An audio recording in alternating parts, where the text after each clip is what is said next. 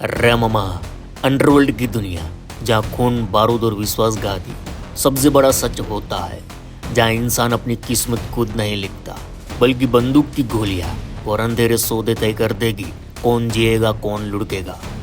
यह वह दुनिया है जहाँ दोस्त भी दुश्मन बन जाते और जेल की सलाखें भी अपराधियों को रोक नहीं पाती। आज हम आपको लेकर चलेंगे दो ऐसी चौंकाने वाली कहानियों की खबरों में।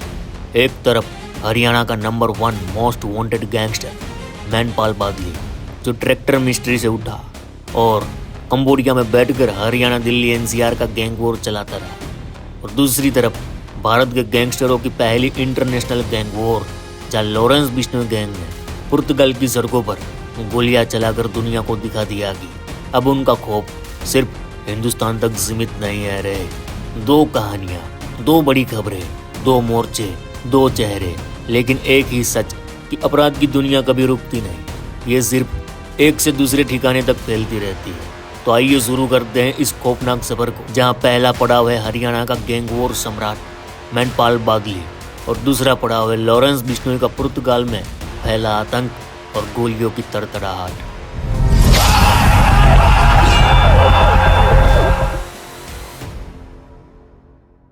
केम छो मजामा रे ममा भाई। अंडरवर्ल्ड से जुड़ी दो बड़ी ऐसी खबरें आ रही है जिसे सुनकर आप हिल जाओगे। अपराध की दुनिया का सच हमेशा खून और बारूद से लिखा गया। यह सच हरियाणा की धूल भरी गलियों से लेकर कंबोडिया के चमकते डिस्को तक प्रसरा हुआ है। आज हम बात करेंगे उस शख्स की जो कभी ट्रैक्टर रिपेयर करने वाला मैकेनिक था, लेकिन जिसने बदले की आग में वो रास्ता चुना जहां से वापसी नामुमकिन थी। उसका नाम था गैंगस्टर मैनपाल बादली, हरियाणा पुलिस की नज़र में नंबर 1 मोस्ट वांटेड। एक ऐसा नाम जिसने जेल की सलाखों के अंदर से भी हत्याएं करवाई, पैरोल पर बाहर आया तो सीधे विदेश भाग गया और कंबोडिया में बैठकर हरियाणा दिल्ली एनसीआर में खून की नदियां बहाने लगा।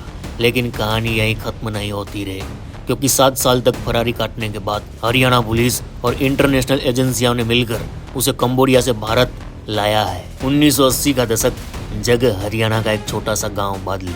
यहीं पैदा हुआ मैनपाल। घर साधारण था, परिवार मेहनतकश और मैनपाल का बचपन भी आम बच्चों जैसा ही। बचपन में वह खेतों में काम करता और बड़े होते होते उसने ट्रैक्टर रिपेयर करना सीख लिया। गांव के लोग उसे मैनपाल मिस्त्री कहा करते, लेकिन किस्मत का खेल देखिए, साल 2000 में उसके परिवार पर काला साया छा गया। उसके चाचा की हत्या हो गई। यहीं से मैनपाल के दिल में बदले की आग धधकने लगी। कहा जाता है कि उसी दिन उसने कसम खाई, अब हथियार ही मेरी जिंदगी होगी। बदले की इसी आग ने उसे अपराध की दुनिया में धकेल दिया। छोटे मोटे झगड़े, फिर मारपीट और धीरे धीरे हत्याएं। हरियाणा की सड़कों पर मैनपाल का नाम सुनते ही लोग सिहरने लगे। वक्त गुजरता गया और पुलिस की फाइलों में मैनपाल का नाम खूंखार अपराधी के तौर पर दर्ज होता चला गया। हत्या, फिरौती, रंगदारी और आपराधिक साजिश, कोई ऐसा गुना नहीं था रहे जिसमें उसका नाम ना हो। मैनपाल को कई बार गिरफ्तार किया और अंत उसे आजीवन कारावास की सजा सुनाई। लेकिन यह शख्स जेल में बैठकर भी अपराध की स्क्रिप्ट लिखता रहा। साल 2014 में भौंसी जेल के अंदर एक कैदी की हत्या हुई। सभी जानते थे इसके पीछे मैनपाल का हाथ था। पुलिस के लिए यह साफ हो गया था कि मैनपाल सिर्फ एक अपराधी नहीं, बल्कि पूरा नेटवर्क चलाने वाला गैंगस्टर है। 17 जुलाई 2018 हिसार सेंट्रल जेल, मैनपाल को 6 हफ्ते की पैरोल दी गई, लेकिन वह जेल वापस नहीं लौटा। यही था उसका मास्टर प्लान। वो फरार हो गया और सीधे पहुंचा कलकत्ता एयरपोर्ट। वहां से नकली पासपोर्ट के जरिए उड़ान भरी बैंकॉक की ओर और फिर बस गया कंबोडिया के सीएम रिप शहर में। कंबोडिया में मैनपाल ने नया जीवन शुरू किया। उसने एक स्थानीय महिला से संबंध बनाए और 3 बच्चे हुए। उसकी गर्लफ्रेंड के साथ उसने एक डिस्को बार खोला, जहां से वह पैसे और नेटवर्क दोनों बनाता गया। लेकिन यह सिर्फ दिखावा था, असल काम था विदेश में बैठकर भारत में बैठे अपने गुर्गों के जरिए गैंग वॉर, हत्या और रंगदारी करवाना। उधर हरियाणा एसटीएफ और केंद्रीय एजेंसियां लगातार उसकी तलाश में थी। इंटरपोल के नोटिस, विदेश मंत्रालय के दबाव और खुफिया एजेंसियों की मेहनत, आखिरकार 20 अगस्त 2025 को कंबोडिया पुलिस ने उसे पकड़ लिया।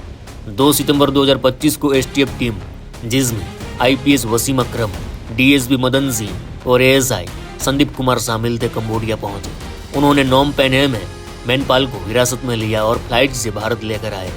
जैसे ही वह दिल्ली एयरपोर्ट पर उतरा, हरियाणा पुलिस की स्पेशल टास्क फोर्स ने उसे गिरफ्तार कर लिया। मैनपाल बादली 22 से ज्यादा केस, हत्या, फिरौती, ड्रग्स सिंडिकेट से कनेक्शन, और जेल में रहते हुए हत्या। हरियाणा पुलिस ने उस पर 7 लाख रुपये का भारी भरकम इनाम ठोक रखा था। आज वो जेल में है। मेनपाल बादली की कहानी बताती है कि चाहे अपराधी कितना भी बड़ा क्यों ना हो, एक दिन कानून के हाथ जरूर लंबे साबित होते हैं। वह शख्स जो कभी ट्रैक्टर रिपेयर करता था, आज जेल की अंधेरी कोठरी में अपनी किस्मत को कोस रहा है। लेकिन उसके पीछे छोड़ गया गैंग अब भी पुलिस और खुफिया एजेंसियों की चुनौती बना हुआ है। रे चच्ची जान, अब बात करते हैं आज की दूसरी बड़ी खबर पर। गैंग वॉर, यह शब्द हम अक्सर भारत की गलियां और चौराहों के लिए इस्तेमाल करते हैं, लेकिन अब कहानी बदल चुकी है। अब भारत के गैंगस्टरों ने अपनी दुश्मनी की जंग विदेशी धरती पर उतार दी है। हाँ, ये है पुर्तगाल की राजधानी लिस्बन और उसका इलाका ओडिवेलस, जहाँ रात के अंधेरे में गोलियां गूंजी और उस गोलियों की गूंज के पीछे था एक नाम, लॉरेंस बिश्नोई गैंग।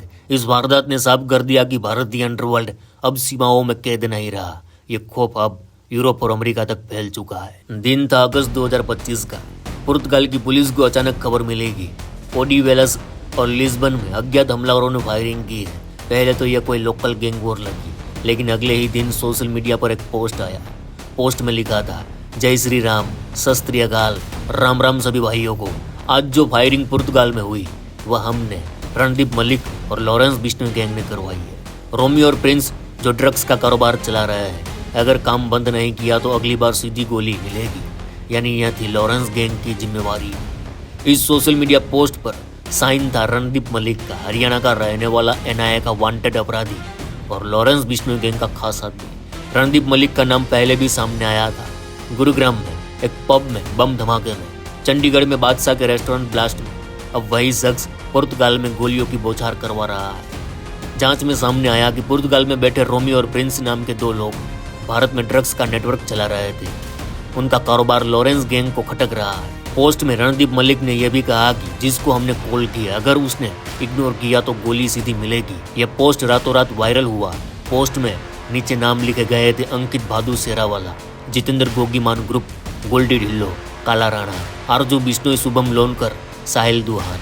यानी यह सिर्फ फायरिंग नहीं थी, बल्कि एक खुला गैंग वॉर का ऐलान था। उधर पुर्तगाल की पुलिस और भारतीय एजेंसियां एक्टिव हो गई, लेकिन समस्या यही थी कि यह कोई पहला मामला नहीं था। लॉरेंस बिश्नोई का गैंग ऐसी गैंग वॉर को कई बार अंजाम दे चुका है और हर बार पुलिस नाकाम रही है। भारतीय अपराधियों ने विदेशी जमीन पर गोली चलाई। यह सिर्फ क्राइम नहीं, बल्कि इंटरनेशनल लॉ और सिक्योरिटी के लिए खतरा है। रे मामा, यह वारदात अकेली नहीं थी। पिछले 2 सालों में लॉरेंस बिश्नोई गैंग ने विदेश में कई घटनाओं को अंजाम दिया। कनाडा में पंजाबी गायक सिद्धू मूसेवाला का कनेक्शन सामने आया। कनाडा में ही सोनू चिट्टा की हत्या, आतंकी सुक्खा दुनेके का कत्ल, निज्जर हत्याकांड, जिसमें कनाडा सरकार ने सीधे सीधे बिश्नोई गैंग पर आरोप लगाया। कनाडा में कपिल शर्मा के कैफे पर 2 बार फायरिंग, पंजाबी सिंगर गिप्पी गेवल और एपी ढिल्लो के घर पर हमला। अमेरिका में कैलिफोर्निया में ड्रग माफिया सुनील यादव की हत्या। यानी लॉरेंस बिश्नोई गैंग अब सिर्फ भारत नहीं, बल्कि कनाडा, अमेरिका और यूरोप में भी काम कर रहा है। रणदीप मलिक इस गैंग का अहम चेहरा बन चुका है। कहा जा रहा है कि वह लॉरेंस बिश्नोई के सीधे संपर्क में है। उसकी जिम्मेवारी है विदेशी नेटवर्क को मजबूत करना। इसी वजह से पुर्तगाल में पहली बार खून खराबा हुआ। इस घटना ने भारत और पुर्तगाल दोनों की पुलिस के सामने बड़ी चुनौती खड़ी कर दी है। अगर भारतीय गैंगस्टर विदेशी जमीन पर इस तरह वारदात कर सकते हैं, तो यह किसी भी देश की सिक्योरिटी के लिए खतरा डाल सकते हैं। लॉरेंस बिश्नोई गैंग ने पुर्तगाल की धरती पर यह संदेश दिया है कि अब उनका साम्राज्य सिर्फ भारत तक सीमित नहीं रहा। यह खौफ अब इंटरनेशनल हो चुका है। यह घटना हमें यह सोचने पर मजबूर करती है कि क्या भारतीय अंडरवर्ल्ड अब नया टेरर नेटवर्क बनता जा रहा है? क्या ड्रग और पैसे की जंग अब यूरोप और अमेरिका की गलियों तक फैल जाएगी?